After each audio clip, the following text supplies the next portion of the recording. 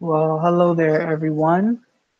Happy New Year, happy holidays, all that good stuff, even though it is January 9th. My name is Rafael Garcia, and this is the first episode of 2019 of Let's Chat Wrestling. This is a podcast that we're making available over here on MMAratings.net, where we talk about the world of professional wrestling.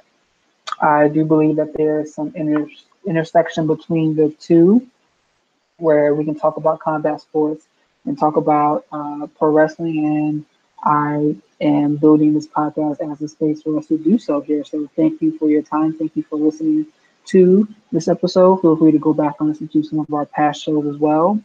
Like and subscribe our content here because myself and Shawan Hughes also produce the MMA Ratings podcast, which airs every Thursday around 10:30, 11 o'clock Eastern Standard Time. We will have a new episode out tomorrow as well. So be sure to subscribe to our content so you can stay up to date with everything that we're doing. And as always, thank you for your support. Thank you for everyone who listens to all the work that we do here. You can also find our written pieces over at MMAratings.net as well too. There's a lot of great content that myself, Schwan, Adam, Michael Ford, and John put out each and every week. So feel free to go and catch all of our stuff there as well too. But with that in mind, I want to focus on the topic that we are covering today. And if you are a professional wrestling fan,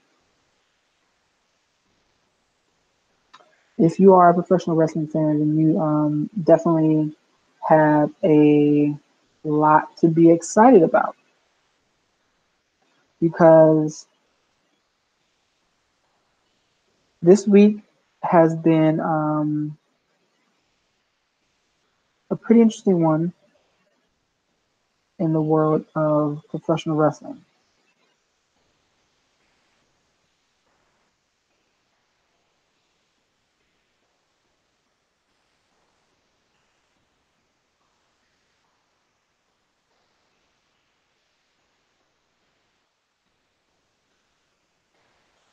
And what I wanted to talk about was, well, I mean, even before we talk about the main story, the big news, I mean, let's give a round of applause for New Japan Pro Wrestling for their Wrestle Kingdom 13 show, which was absolutely fantastic. That went down this past Friday on the 4th. I mean, I attempted to stay up to watch it, but I have to work a regular 9 to 5, and I went to bed at about 2 o'clock.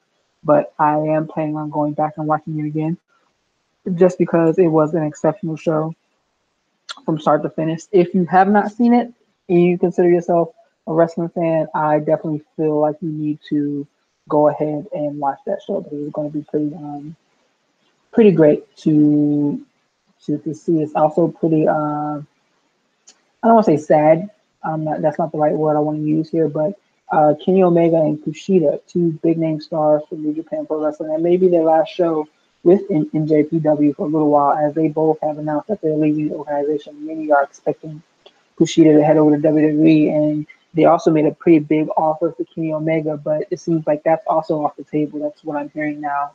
But they're two big free agents looking for what might be next in their career, and it's that idea of free agency that brings us over to the topic that we're covering today, which is the launch of All Elite Wrestling.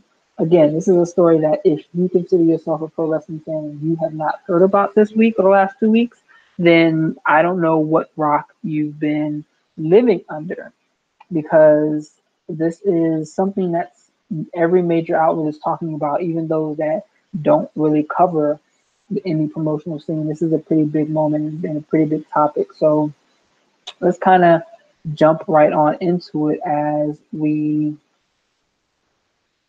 know with everything that we kind of know of at this point in time. So in order to kind of understand what's going on here, you got to go back to 2017. I think it was about November, where Cody and Dave Meltzer were going back and forth on Twitter about the possibility of creating an indie show and selling out a pretty big venue. And I'm guessing Cody took that as a personal challenge to do so. And that's actually what he and the Young Bucks did, launching what became All In September of 2018. And what that was, it was an independent show that was available on pay-per-view. I think it was held in New York, that sold out in 30 minutes as more than 11,000 people attended. And that, I think it was 11,263 it was the final number. And that became the most attended professional wrestling event not put on, that was not put on by either WCW or WWE since 1993. That's a pretty big accolade there. 'Cause what was that, 26 years ago that that occurred? Let me do my math real quick. 1993 was the last time that that happened. Yep, 26 years ago. And that's major. I mean, we saw in this card, we saw Benedito, Ray Phoenix, and Rey Mysterio lose to Kota Ibushi, the Young Bucks. We saw MJW lose to Matt Cross. We saw Kenny Omega defeat Pentagon.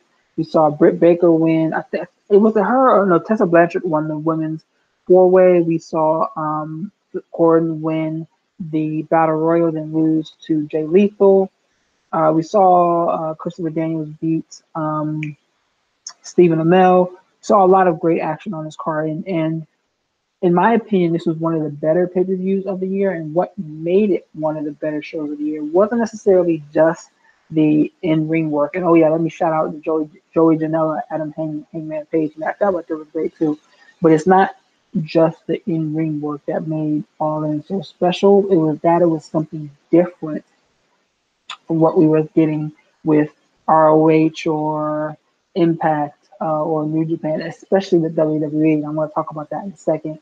But it was something special, which is why as rumors grew about a new promotion being created, people got more and more excited about that. I remember in November of last year,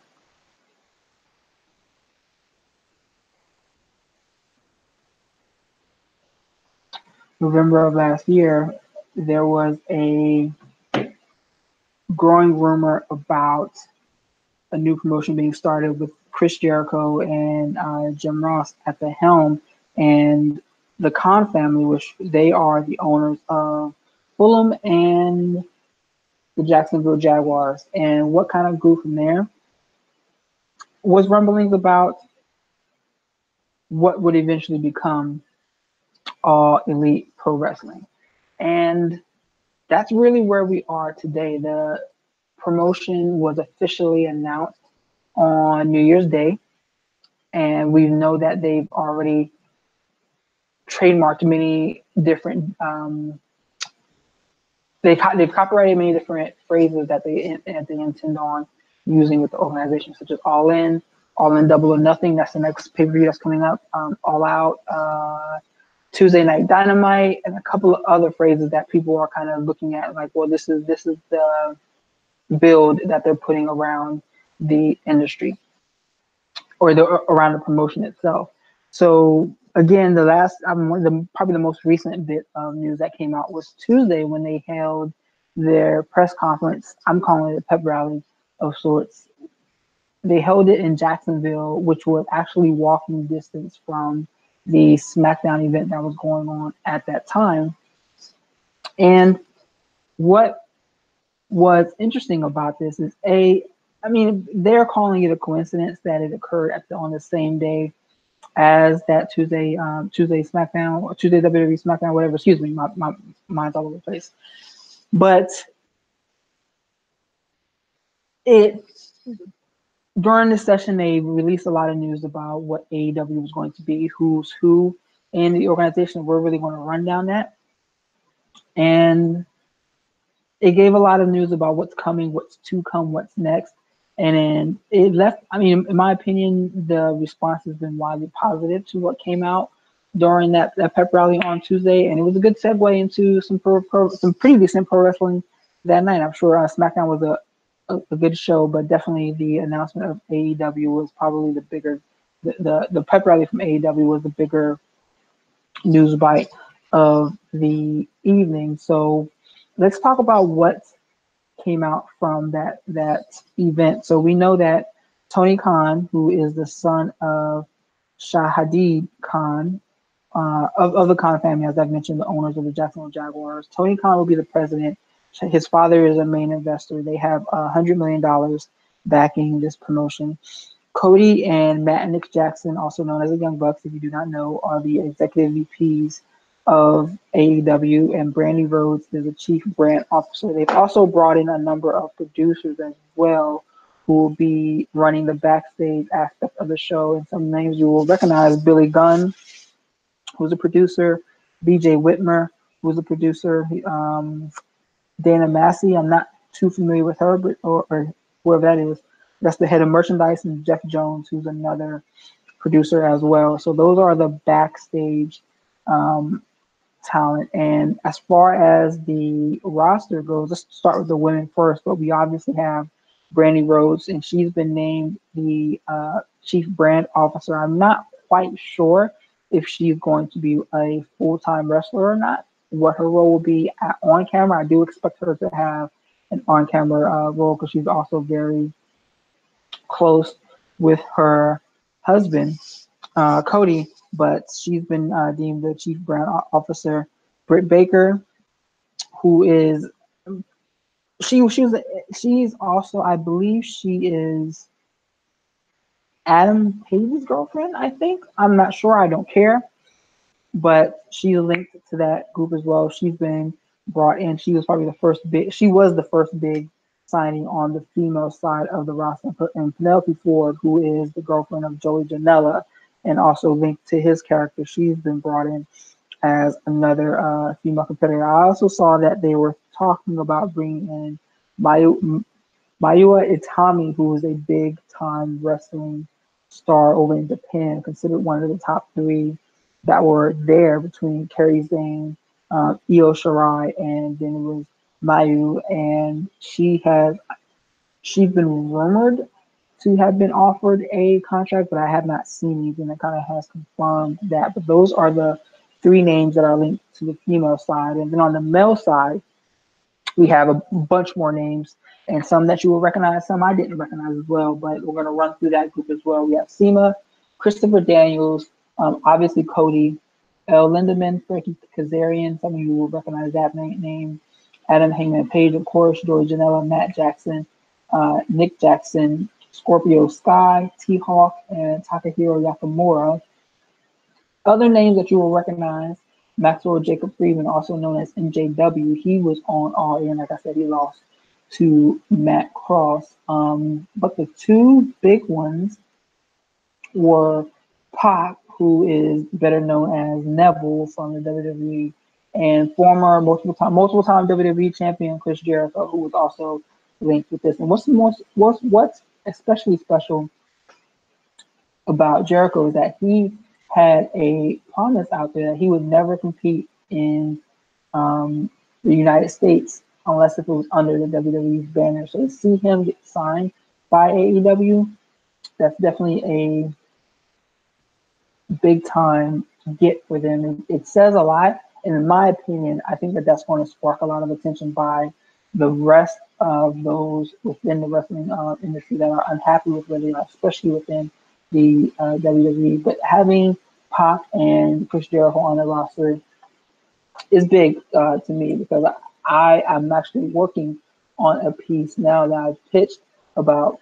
I believe that Neville was probably the biggest free agent in the industry today. I was even going to argue that he's a bigger free agent get in Kenny Omega, and stay tuned to the Daily DDT for that. But that's definitely going to be something that I'm pushing.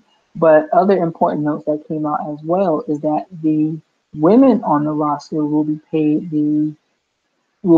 equivalent to what the men are getting paid.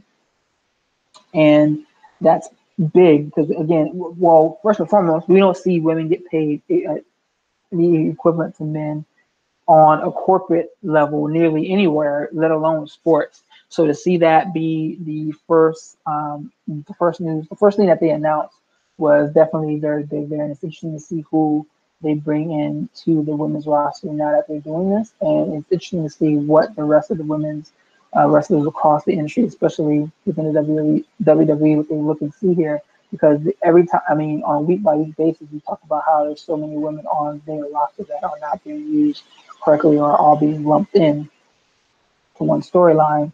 How there's so much talent that's just being wasted. So it'll be interesting to see if AEW offering the same type of deals that they're offering the men, if that will cause some people to jump ship. They also announced that health insurance will be provided to wrestlers injured in the ring, which is also important. This is something that this is still relatively new in mixed martial arts. I think it was back in 2012 when they announced, or 2011 actually, when they announced that fighters will begin to get health insurance. And now we see that the men and women on the AEW roster will get health insurance provided for injuries that occur in the ring. And then we also saw, or it was also revealed that there's a partnership between the two organizations with OWE, which is the Oriental Wrestling Entertainment promotion. There were rumors that their leadership was meeting with both ROH and New Japan. And there's still an idea out there that New Japan is going to look and try to partner with AEW because we know that they're close with the elite group being Cody, Kenny Omega, Page, and the Young Bucks. They've been close with that group for an extended period of time. That's where the elite kind of came into fruition under the Bullet Club and kind of expanded from there. But it'll be intriguing to see if they do create any partnerships with Ring of Honor or with New Japan or any other promotions, because it creates an opportunity for there to be the trading of talent, which is very important in this industry today.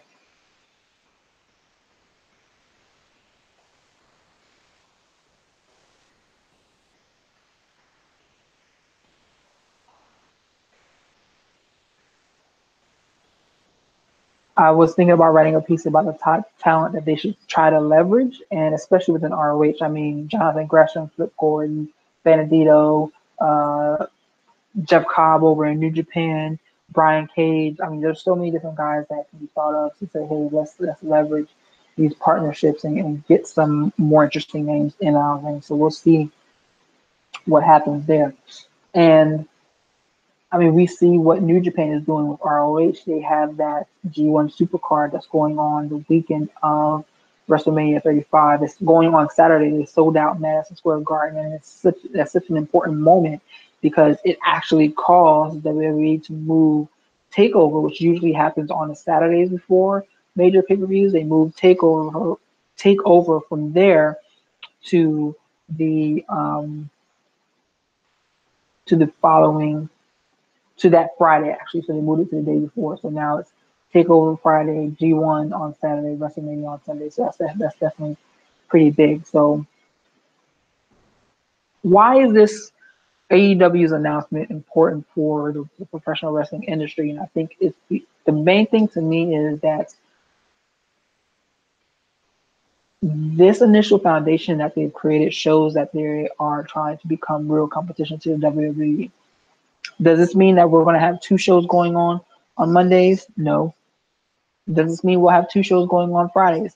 No, that is not the basis of competition. And what I mean by that is you're looking at an organization that can become a true number two to the WWE in a way that Ring of Honor and Impact have struggled to become. Ring of Honor and Impact never had the talent base, never had the infrastructure, never had the exposure to really make themselves a second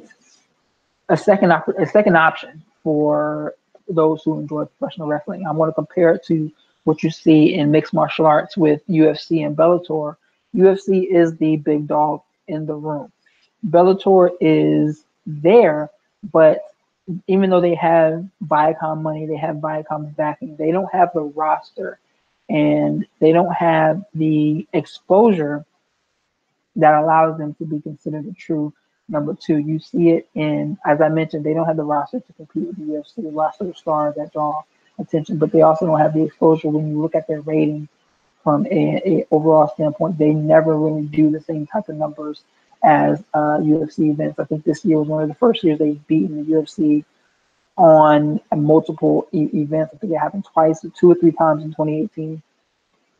But that's a rarity. You never see that in the professional wrestling space because WWE is the big dog in the room. Will AEW reach that status right out the gate? Probably not, especially since they don't have, well, it's not even probably not. The answer is no, especially since they don't have a television deal right at this point. Yes, they'll be able to use streaming services like Twitch, like Impact is using Twitch now, or YouTube, but that still doesn't give you the same exposure as being on a cable network station week in and week out, being on a TV guide, being something that people can be flipping through their uh, flipping on their television and come on. That's what's important about the television deal. So we'll see if that comes into play. But do they have the opportunity to become true competition to WWE? I believe so, especially as we see a continued occurrence week in and week out of people just being upset with the type of content that Vince and his crew is putting out week in and week out. I mean, you see lackadaisical storytelling, you see Brock Lesnar's absence impacting shows. You see ratings going down. You see long shows. There are so many different things to complain about when talking about the WWE that it almost seems like it's people are waiting for them to do wrong rather than embracing the things that they do right, which are few and far between. I'm not even gonna lie. Some of the pay-per-views have been great, but on a week-to-week basis, the amount of content they put out there, it's more bad than good. And it's not due to the lack of ability because we see that they do great content on NXT. We see that they do great content on 205 Live. They have the talent on the roster and they have the talent in the creative room that they can put out good stuff each and every week. But it just seems like they're complacent. And that's where competition comes into play. Because with competition, comes improving. I'm going to kind of use the analogy of the video game industry, where imagine if we lived in a world where there was one console and one organization making video games, there would be no competition. There would be nothing that would force these groups to continue to up the ante when it comes to graphics, up the ante when it comes to storytelling, when it comes to character development. We wouldn't see that because there would be no need. And you wouldn't get games like God of War, Spider-Man on the PS4, Gears of War, Halo, or Red Dead Redemption 2. You wouldn't get games like that because there would be no incentive. There would be no alternative, and that placement of an alternative is what's important. It's important to the fans, and it's important to the wrestlers who step into the ring every week. When you look at the WWE roster, there's so many men and women who are not being used correctly. There are so many women that are on TV that aren't being used correctly, and so many men and women that are not on TV. Zack Ryder, I mean, he built himself up as an internet phenom before the WWE even embraced the internet. He built himself up in such a way they told him to stop.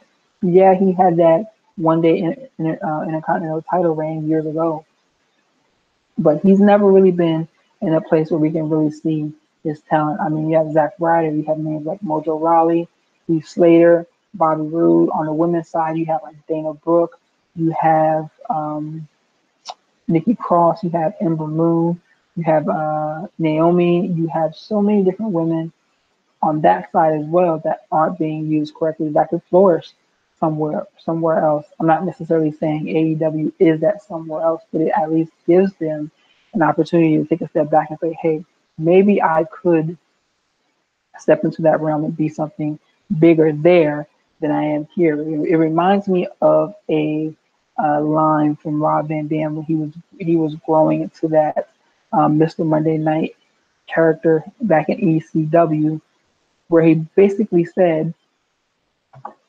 if I am valuable here, then I'm valuable everywhere else as well. And he was making the hint that he could leave ECW to go join WWE at the time, which was big for him. And that is where a lot of the wrestlers today will find themselves. While Impact may not be a viable opportunity, Ring of Honor may not be a viable opportunity, even New Japan may not be one, AEW has the potential to become actual competition for the WWE, which I think is positive. There are people who are saying this is bad for the business, but in reality, I think that those individuals are grossly incorrect because anytime you have an opportunity to barter for your value, that's a positive benefit. That's a positive benefit for those in the ring, like I said, and the fans who are watching at home. It makes those promotions work harder, and I think that that's what we need to see in the industry today as complacency kind of continue to take over, especially in the biggest promotion in the world, the WWE. But with all that said, there are some concerns about what we've seen so far, and it's not major. I mean, it's not raising these concerns doesn't mean that you're quote unquote hating on AEW. It just means that you notice some things that you wonder if they're going to fix or you hope that they fix. Like for first and foremost, there's a lack of diversity on the roster. Yeah, they have Scorpio Sky, but and they have Brandy, but outside of that, there isn't much diversity in the front office. There isn't much diversity in the ring as well, at least on the male side of the roster. So hopefully they do make some changes. And they really, I think Sean Ross Sapp said this on Fightful yesterday, but where do they find that diversity? Because there isn't a lot in professional wrestling to begin with. I've written about multiple topics and talk about the struggle to find diversity in professional wrestling. So you have to wonder if that is going to be a continued concern, if that's going to be a continued development. I wouldn't be surprised though, but again, I'm not gonna paint AEW with a broad brush just because of what goes on in WWE when it comes from a diversity standpoint. And it'll be interesting. Like I said, they have partnered with OWE, which is an organization that operates out of Asia. So, and they have some of their talent on their roster already. So it'll be interesting to see if they continue to tap into that market and how they build that bridge there. And the initial booking is going to be interesting to watch as well too, because what we don't want to see is we don't want to see the Bucks booked into a main event slot right out the gate.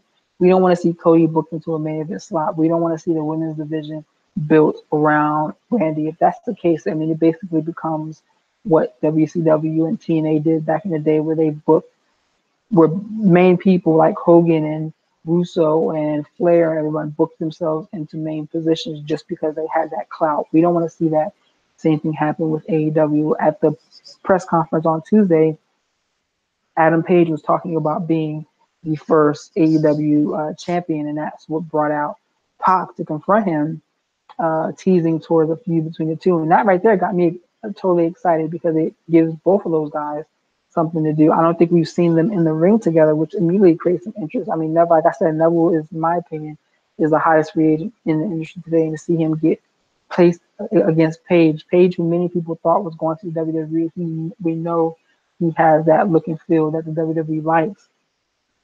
Dude can be a star. He may still go there at some point in time in the future. Dude has the potential to be a star, and he's someone that we really like and really want to look forward to.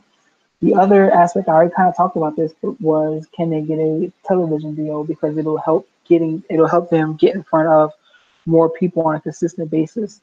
People that go beyond the hardcore wrestling fans, and people who like me who do these type of shows or listen to these type of shows, who read the dirt sheets, et cetera, et cetera.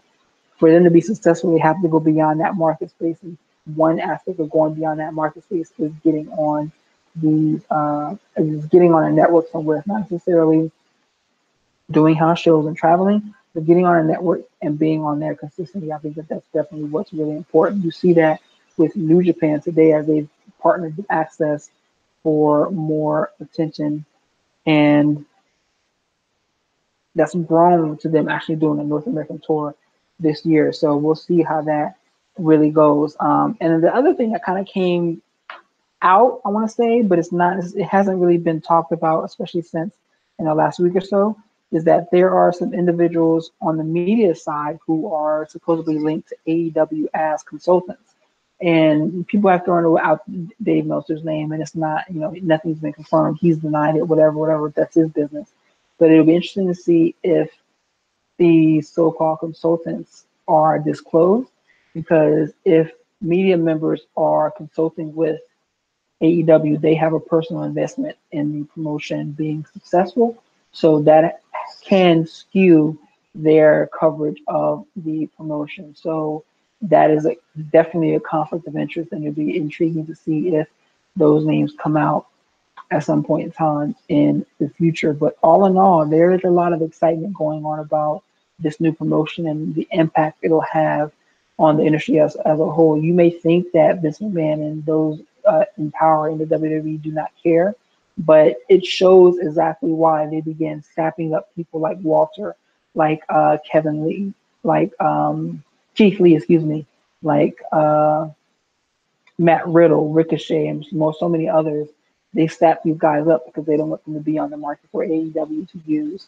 So we'll see if they continue to do so in the future, and if they continue to bring in talent, because NXT is being oversaturated. I mean, there's so many people on the roster there that don't even fit in the main roster. So we'll see what's going to happen there. But WWE is definitely paying attention to what's going on from the AEW space, and I think that they're watching it very closely. So with that in mind, I think you should be excited about what's going on in professional wrestling today, because there's going to be a lot of great things, I think, coming out in 2019 and beyond. And that is our show for tonight. I just wanted to give a few words about what I think is going on there and why I'm excited about what's going on. I try to keep the show to about 30 minutes. So as always, thank you for listening to the Let's Chat Wrestling podcast. Thank you for listening to our content here on MMA Ratings. You can find and follow me on Twitter at rgarcia_sports, where I am always consistently rambling about professional wrestling, about mixed martial arts, and other sports. It's funny, I just got a text from a good friend of mine harassing me about my love for pro wrestling, but it is what it is. It's going to be that way. And please be sure to like and share our content across the show's social sphere. I appreciate you doing so.